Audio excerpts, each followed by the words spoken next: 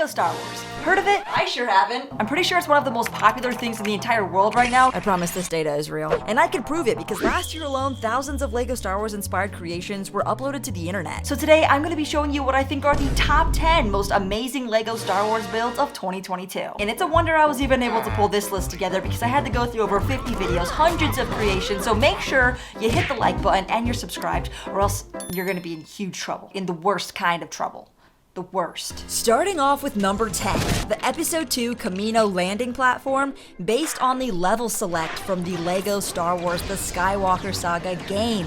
This is just so creative. It's like these levels were made for Hachiroku to build in real life because he's done it perfectly. Not only did he create the Camino landing pad, but he rounded off the prequels with Episode 1 and in Episode 3, he's got a New Hope diorama and also did all 3 movies of the sequel trilogy. So I guess I kind of packaged in all of these dioramas as a group of builds since they all follow the same basic build style. Hachiroku does some really satisfying build videos too, so by all means check out the description for a list of builders so that you can go and peruse their work more closely. And let me know in the comments how you would rank these differently. Blind! Deploy the garrison! Downfall on Paradise, which is based on Scarif and built by Imperial Bricks Productions. Immediately, my eye is drawn to the green lasers and orange explosions. In fact, this guy really likes explosions. Now, I'm a sucker for Scarif builds and palm trees, so the contrast between the gray Imperial base and the shrubbery just really locks in your attention. I also love these triangle techniques, which is a super easy technique to do, but just makes it look so much more Imperial. It's also really neat that these photos were kind of taken at night to make the lights shine brighter, but you can still see everything so well. Next up is a Glimmer in the Ring by Brickmad Sam, and this one is based on the Rogue One location, the Ring of Kafrene. You know, this scene?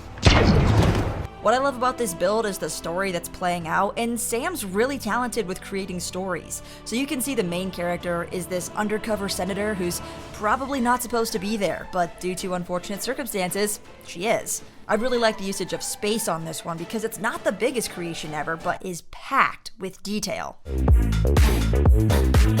Inquisitor Hunt for Kenobi. This build just too perfectly captures the scene from the show, and I'll give you about 3 more seconds to see if you can find Kenobi. Hello there. And this build is so perfectly framed with black bricks to really clean up the presentation of the build. There's a ton of junk on the streets, There's a droid hassling a Jawa, which is kind of the opposite of what normally happens, and of course... Like you trained his father?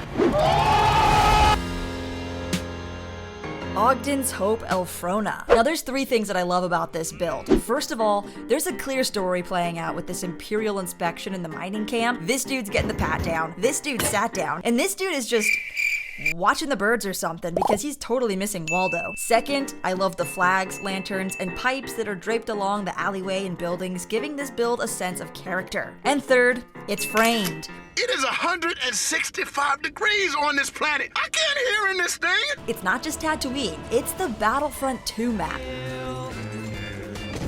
complete with rooftop shootouts and explosions. This build must have taken forever because every 1x2 brick is essentially like 4 or 5 smaller pieces put together to give it that extra detail. In the fray are the rebels versus the stormtroopers, and it's kind of hard to tell who's winning, but definitely not Marfan if he doesn't get that thing out of direct sunlight.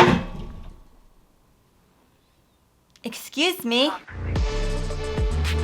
Level 1313 of Coruscant, built by the wizard Bill's Bricks. And folks, if you like super clean builds with lighting skills on par with God, then make sure you find this individual and keep a close eye on him.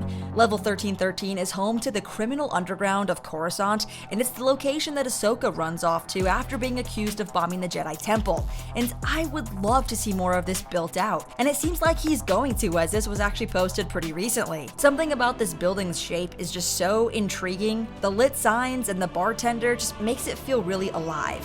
Very different than the topside natural views commonly seen in Star Wars, which takes us to number 3. Dark Lord of the Bricks just has my aesthetic. I don't think there's a single build of his that I don't like, but this is something else. Nar Shaddaa. You've got clean edges, you got the height, there's awnings over these round sideways arch windows, speeder parking, a wholesome campfire, pretty purple signs, and a place to get water. And then what? I've fallen and I can't get up. Nar Shaddaa is like the smuggler's moon. It's an urban sprawl covered in criminal dealings between the Hutts and bounty hunters. Up top, you got my friend Joe getting his cup of joe while reading the newspaper when suddenly, Imperials once again excelling at their job. But seriously, the build techniques on this are so cool and it feels very Star Warsy. Second to last, or to first I guess, is the Streets of Jeddah by 52nd Street Bricks. And this is just so beautiful. The landscape just seamlessly rolls into the dilapidated structures. The people are going about their business, there's overgrowth, more flags, and signs of civilization. And our friendly rebels just minding their own business. I also love this technique of using jumper plates to make these wall designs, and for a completely ravaged city, it somehow looks so quaint and lived in. Which is how it should be, Disney. I own the Death Star! I own Tatooine! This build took more than 75 hours and probably has more pieces in the landscaping than your entire parts collection. But that's not even close to the amount of pieces that you would need to build this last one, which you may have seen because it has nearly 2 million views. And that is, of course, the Jedi Temple by Solid Brick Studios. David and Lee put this together in 9 days and presented it at the largest LEGO convention in the US. I was there, and let me tell you, it was shocking to say the least. But they couldn't leave out the best part, which is the minifigures. It's actually really difficult to make minifigure scaled builds of really large icons in Star Wars because it would just be way too large. Mario. And then mixing scales sometimes just doesn't look right. But somehow they managed to capture the 501st March on the temple and the main hall without being lost in the scale of the build. They lit up every single lightsaber, of which I think there are 35, and also threw in some really weird figures in the council room above. This was by far the largest Star Wars build in 2022, to my knowledge. But hey, we got an even bigger year ahead of us, so don't forget to smash the like button if you enjoyed, and I hope this video inspired you to go build something. That way we can make sure LEGO Star Wars can forever be the most popular thing in the world.